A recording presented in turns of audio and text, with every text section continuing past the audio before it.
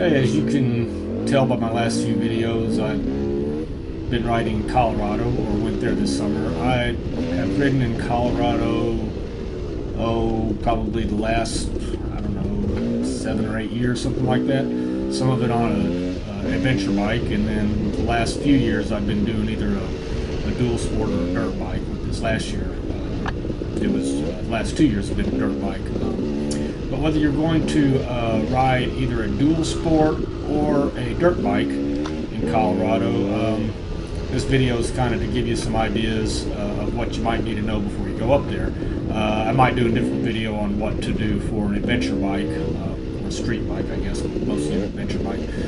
But this is going to mostly be related to dirt bikes or dual sport bikes. And if you're riding a dirt bike or a dual sport bike in Colorado, it's almost 100% certain that you're going to be hauling it up there on a trailer or the back of your truck or something like that, toy haul or trailer or something like that. I mean, I guess it's possible to ride something small like a DRC 400 from Dallas, Texas to Colorado, but I wouldn't recommend it. I'd say the smallest thing you probably want to do it on is something like somewhere in the 650 range. I made 2 trips on my 650. But anyway, so the nice thing about trailering is that you'll have plenty of room for all of your gear.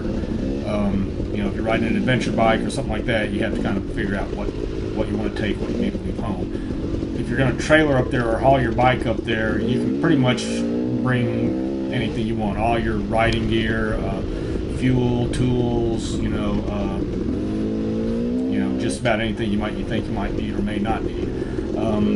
The only downside to trailering your bike up there is if you're staying in hotels, you need to find a place to park the trailer, especially if you're going to be dual sporting and you're going to leave, you're going to take off and you're going to go like on a mini adventure like in Ouray, or Ouray to Silverton, and to Telluride and all that. You might leave your trailer there in Ouray overnight for 2 or 3 nights. But either way, you're going to have to find a place to park it, and that's usually not a problem. I've never had a problem with it, but it could be if they're having like a Jeep rally or something like that.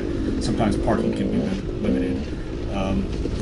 If you're camping, of course, it's usually not a problem unless you have a bunch of people in the campground and they all bring their trailer, then you might start running out of room. Before you go up, first thing you got to do is prepare. If you're riding a 4-stroke, especially anything newer, or even some of the newer 2-strokes now, you're probably going to have EFI or TPI, basically fuel injection. If you have fuel injection, you really don't have anything to worry about. If you're like me, I'm riding my 2-stroke up there, and my bike before that was a DRZ, and they both were carbureted. So you need to rejet before you go up. I would say don't even, unless you're coming from a similar altitude, and when you're in Colorado, you're going to be riding probably anywhere between 8 to 13,000 feet, and probably normally in probably the 8 to 10,000 foot range. You start getting up into the higher mountain passes, you're going to start getting higher than that. But I wouldn't even consider not rejetting unless you're already living in a place that you are running your jets for 8 to 12,000 feet. If you don't, you're going to get up there, and unless you just like poor performance in your bike, you're probably going to lose a day or two getting your bike rejetted. If you're doing it yourself, it probably isn't that big of a deal. But if you have to take it to a bike shop to have it done, be prepared, because every time I've been up there that I've had to go to a bike shop, they always say, "Oh, we're 2 weeks out. We're 2 weeks out," which is probably true, because they have a very limited riding season up there, and I guess everybody just decides to bring their bikes in at the start of summer.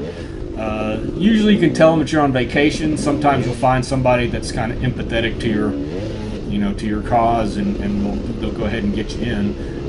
But they're going to almost always tell you that, it's going to be 2 weeks out.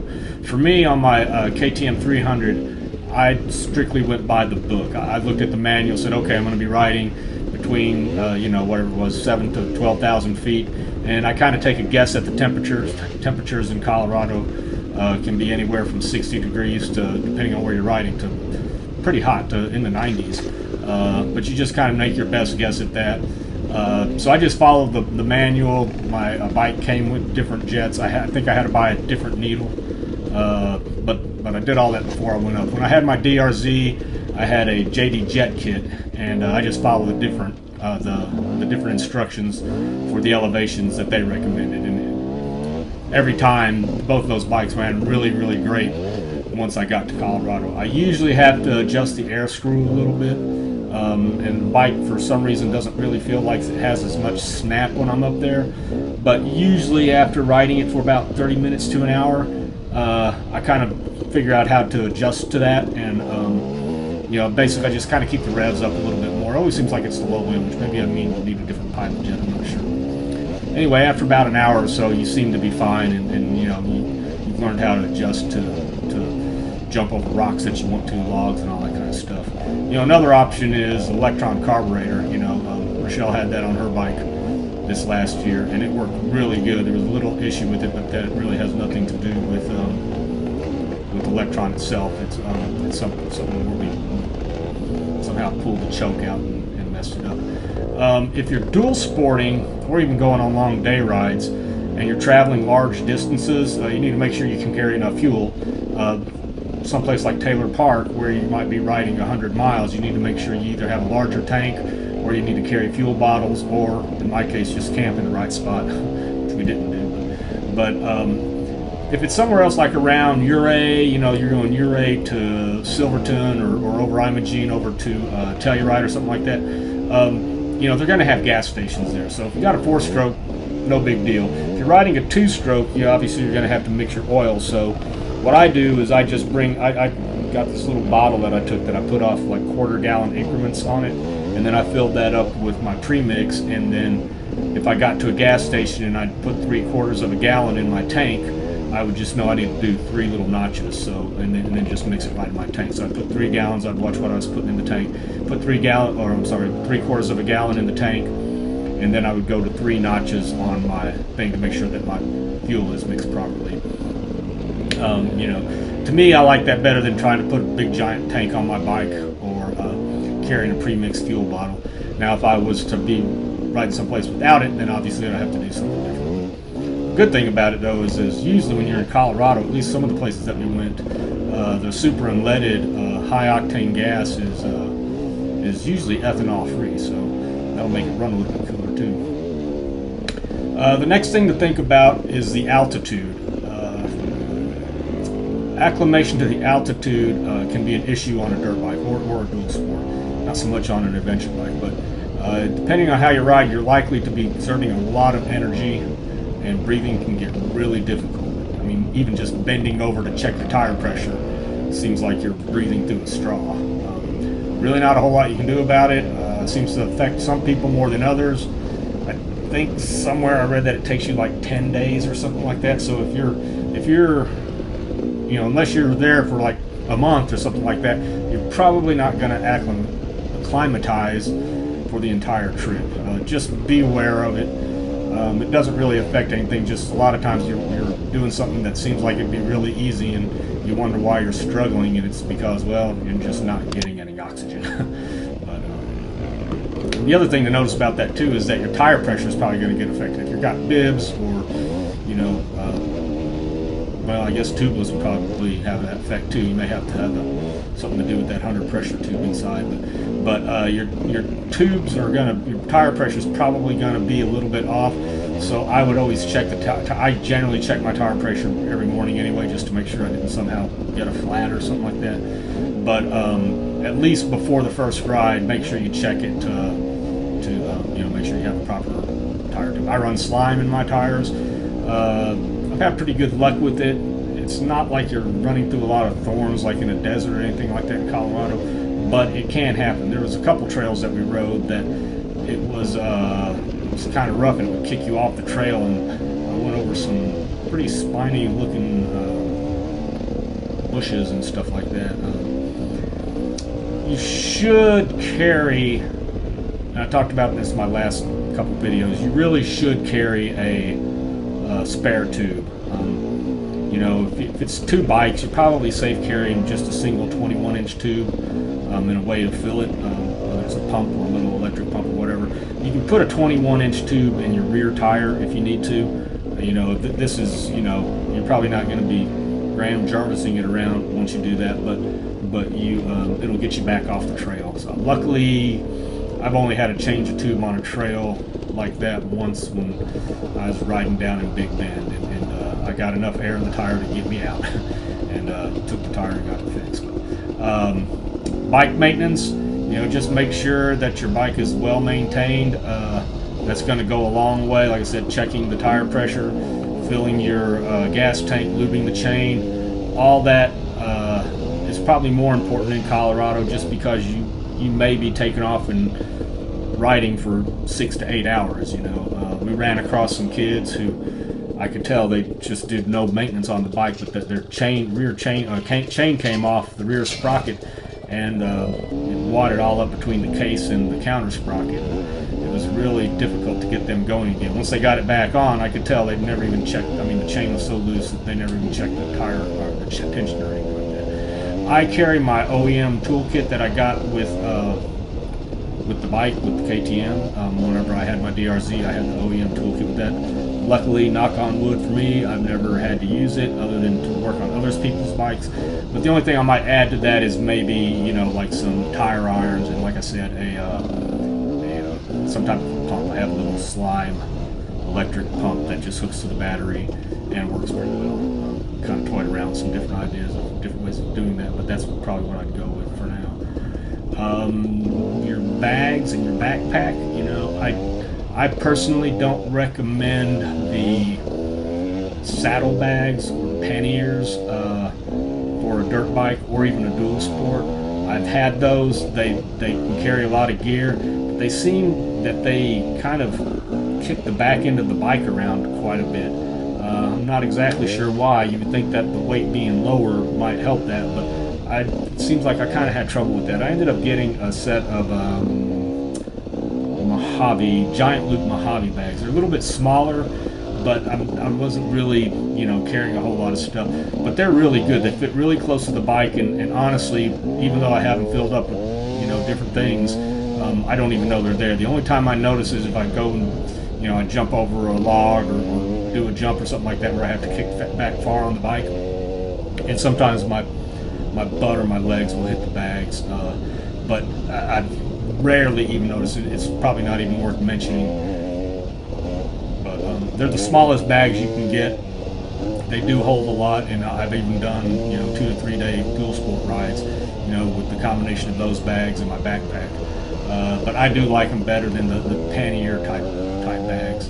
Plus they're soft and all that. And the nice thing about them too is that, you know, I can put them on my 690, I could put them on my 300, I could put them on my DRZ, whatever. They're kind of universal. You know, what do I carry in there? Generally, I just carry, you know, like I said, my tools, and just start putting a tube in there. I do bring like a little rain jacket in the summertime, especially anytime after after July. It's what they call monsoon season in Colorado, and pretty much anywhere in the mountains you can bet it's probably going to rain every day, usually in the afternoon around 2 to 4 o'clock, somewhere in there. And it usually doesn't last very long, but you probably will get rained on. You may even get hailed on. So it's nice to have a light jacket to put on, you know, just to kind of keep you dry, or even just to use as a windbreaker. You know, the one I have is like a Gore-Tex KTM jacket or something like that. It folds up nice and small, and I can put it in my saddlebag, and when I need it, it really makes your riding a lot more comfortable. You may think, I'll be all right. The other thing to notice too is that riding through these areas, sometimes down at the bottom of the mountain, it's 80 degrees, 75, 80 degrees, which means you don't need a jacket or anything, but you start getting towards the top and it starts getting pretty cold on some of those mountain passes, especially in the afternoon when the clouds roll in and it starts raining. So having the little rain jacket, some type of a rain jacket, is really good to keep in there. Other than that, just depend on what I'm doing, snacks, something to eat while you're out on the trail. I forgot to mention this, make sure that you have some kind of hydration pack. It is dry in Colorado, so it's good to keep hydrated because the air is really dry. So you'll be riding along and all of a sudden your mouth is all cotton mouth like, you know, and it's because the air is so dry. Plus if it's dry out, you get a lot of sand and so forth. So it's good to have a hydration pack as well. You can drink while you're riding, if not with some water bottles or something like that. As far as maps and navigation go, technology is great, you know, these days. There's a lot of map navigation programs out there. The downside to it is that, you know, a lot of times there's not any cell service up there. If you've got a tracking, you know, your phone, believe it or not, will track in airplane mode. I use this little app called Ski Tracks. It's designed for skiing, but it works really well for riding dirt bikes too. It's really great as long as you can pull like Google Earth up and see where you are, but most of the time when you're out on the trails, you're not going to get cell service and you're not going to get Google Maps.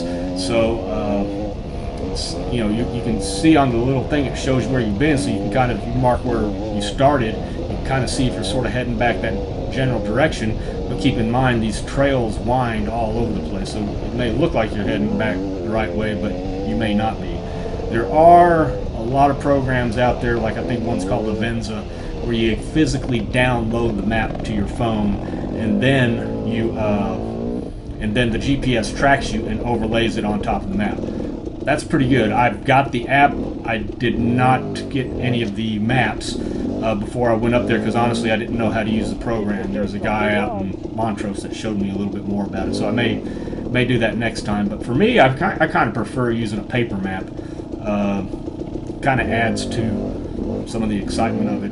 One thing to think about the phone too is make sure you know your battery is fully charged. And in fact, if you have like that Avenza map program or one of the other ones, it's probably best to go ahead and put your phone in airplane mode because it's not going to be constantly searching for cell signals and just draining your battery. I learned that several times, that I'd go out and I would leave it thinking it needed cell service or whatever, and it's just constantly searching. Hell, even riding out at Red River motorcycle trails, if you leave it, you know, you'll ride off and you'll get back. Why is my phone at 10%? Well, it's because it's been trying to find a network that whole time.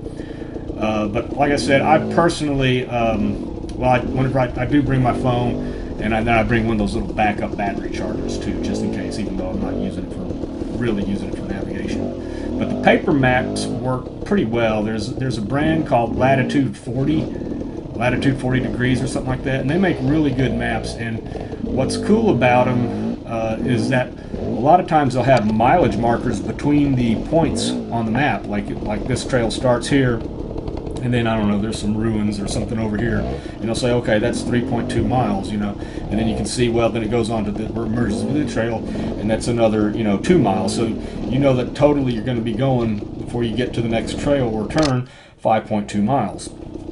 So I use my trip meters in conjunction with the map whenever I ride in Colorado. So I'll get to the start of the trail and I'll reset my trip meter and say, okay, well, I know when I start getting around 5 miles, I'm going to be looking for the next trail that I need to go on. And it's also nice too, because if you're not sure where you are, you can go back and say, okay, well, we've gone 3.2 miles and it says that, you know, it's supposed to be, you know, 2 miles, and you think, well, okay, we obviously missed a trail or turn off something back there. So I like doing it that way. It's a little bit, I kind of do something similar when I do an enduro, although it's not so much for navigation, it's just more so I know what kind of intensity I need to keep, and so forth. But, so probably the best thing would be to have an app and some type of an app, you know. That would probably be a pretty good idea. You know, you're going to need to decide where you're going to stay. If you're going to camp, stay at a hotel. If you have family, friends, or something, you know, that might even be better. I've done all three. My personal favorite is camping, or glamping, as they call it, you know, in an RV. That's probably my personal favorite, although I have a friend who lives in Estes Park. I'll get into that here in a minute. But anyway, so camping, the first thing you probably need to know if you're camping, and probably most of you've already camped in Colorado, so you already know all of this. But you know, basically there's, I don't know, maybe 3 different types of camping. You have RV parks, established campsites, or what they call dispersed camping. If you're camping in a tent, you're going to either be in one of the established campsites or dispersed camping. As far as RV parks go, I personally don't like them. I'd rather be out in nature instead of, you know, an RV park that's kind of like a trailer park, you know, that you're just sitting 10 feet away from the other camper, or maybe further than that. But either way, you know, there's really kind of no privacy. It's just, you know, the benefits to that is that, you know, they usually have hookups. So if you want all the creature comforts of home, TV and, you know, microwave and air conditioning and all that kind of stuff, they, you know, the RV parks have all the hookups, you know. A lot of people like the company of their neighbors, so, you know, just because I don't like it doesn't mean somebody might not like going to an RV park and then sitting around in the evening talking to all the different people in the RV park. I know I used to have a boat, and that was half the fun of being at the marina, was just talking to all the other boat owners. They're also usually accessible to larger RVs. Sometimes if you go in some of the other campgrounds, if you have a big RV, you're probably not going to get in some of them. The smaller ones isn't a problem. The established campsites are really pretty good. These are the campsites that, you know, like it says, you know, dinner station or you know, Lakeview, whatever. Usually they're run by the Forest Service. They can accommodate a small RV, even some larger RVs, and, you know, obviously as well as tent camping. You can pretty much tent camp. They're run by the Forest Service, or sometimes they hire a different company that runs them, but they usually have some type of a toilet. You know, usually they're like bulk toilets, not flushing toilets. Often they have a water source close by, so if you need to refill your tank, you know, you just bring a jug and go and fill it up and hike it back to your camper and fill it up, and so forth. And most of the times they don't have any electricity. They're usually what they call standard, not electric.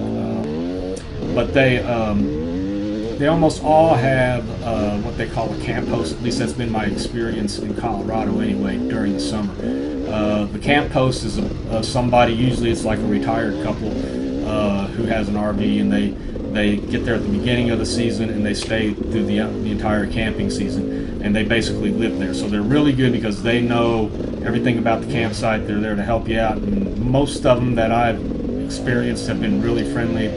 They kind of know the trails, they can kind of tell you where to go and so forth.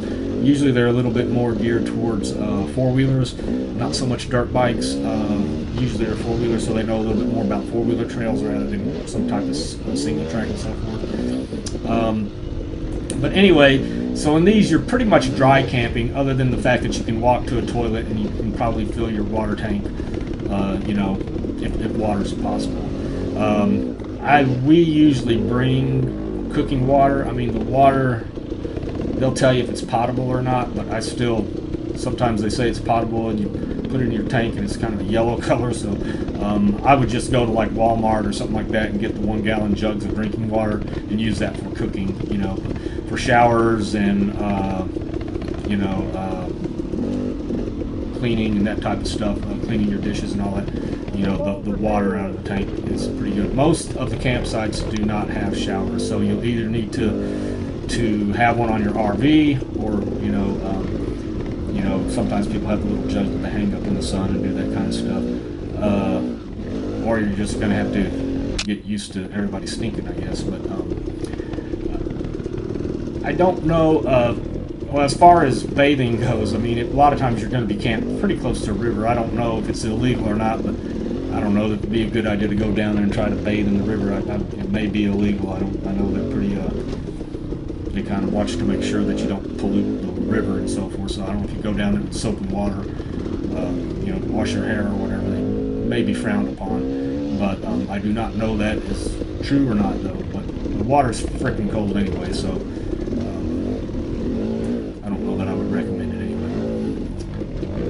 Let's see what else. I guess the other downside to the established campsites is really not a big downside. Is you do have to pay a fee to stay there. Usually somewhere between $15 to $30 a day, and they may not be quite as secluded as you'd like. You know, I kind of talked about taking a shower. You know, if you don't have one inside the RV, you know, and you have one out, like an outdoor shower. You know, you're going to have somewhere out in a shower tent or something like that. You're not going to go en natural because there's usually people around you. Some of them are better than others. You know, obviously some of them are really close together. Some of them are pretty far apart. Dispersed camping is almost exactly the same as the established campsite, except there's not any fees, and there are no facilities. There's no toilet, no water. Basically, there's no real campsite. You can kind of, you can kind of just camp wherever you want to in Colorado. Not always, but they allow camping, dispersed camping, really just about anywhere. Like I said, there's no toilets or no water. You're going to have to, make like a bear in the woods. You're going to have to bring your own water. You can usually tell though where people have camped, dispersed camping. So, like you're going down a road and it's like this pristine meadow that doesn't look like anybody's been in. It's probably not a good idea to disperse camp in there because there's probably a reason why you can't. You can usually tell because people usually put up little fire rings or whatever, stuff like that, so you can kind of tell where to go. In fact, a lot of times as you're going along a road, you'll see people just camp with like a small RV or tents or whatever, just kind of off to the side of the road, a couple hundred yards back. I like that type of camping.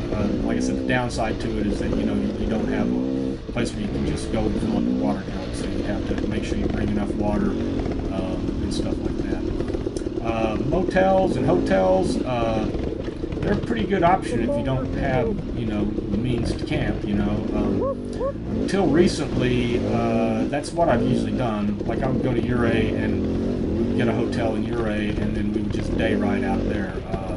Go up the different mountain passes and so forth. You gotta kind of check the range on your bike when you're doing that. Like I said, in Ouray, not a big deal because there's gas stations. You go over a mountain pass, you go over Engineer over to Lake City, and they're going to have gas in Lake City, so that's not bad. It's nice because camping, you're going to probably cook your own meals a lot. At a hotel, you're going to have to eat out, most of the time. Also, they're not cheap. Usually in Colorado during the summer, they're probably $159 plus range per night, and they're usually not that close to the trails. So you're probably going to have to ride to the trails. Might want to make sure your bike's street legal in that case. A lot of the towns are starting to get to where they don't enforce that because they know that this is their tourism and they don't want to scare people off.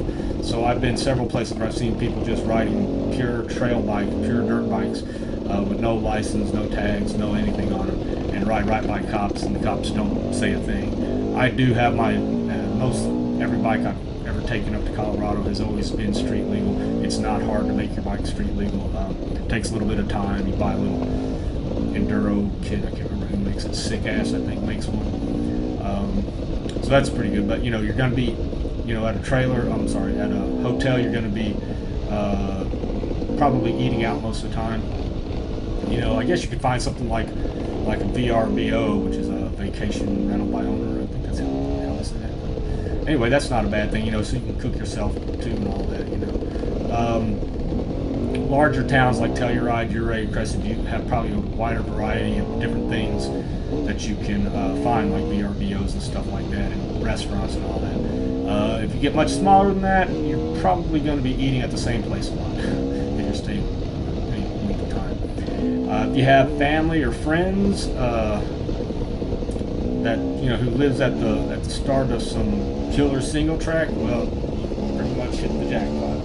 Probably not going to get any better than that, but because that combines everything. You can take off right from the house and ride the trails. You can go back. You have all the comforts of home and everything, but that's probably not going to happen. Staying with friends is really great. You get a visit with them. It's free, or at least buy them a meal or two or something like that. You have all the comforts at home. You can wash clothes. You can cook, clean, work on your bike, all that stuff. I've got a friend who lives in Estes Park that I stay with quite a bit. The only downside is he doesn't live, at the foot of some killer single track. He lives in Estes Park, and so, to really do any kind of riding, you might have to trailer there anyway. There's a couple places that you can go ride, forest access roads, and I can't remember what the name of that. There's a little off-road park, Pole Hill, I think it's called, which is pretty good. You can ride to that as long as your bike is street legal.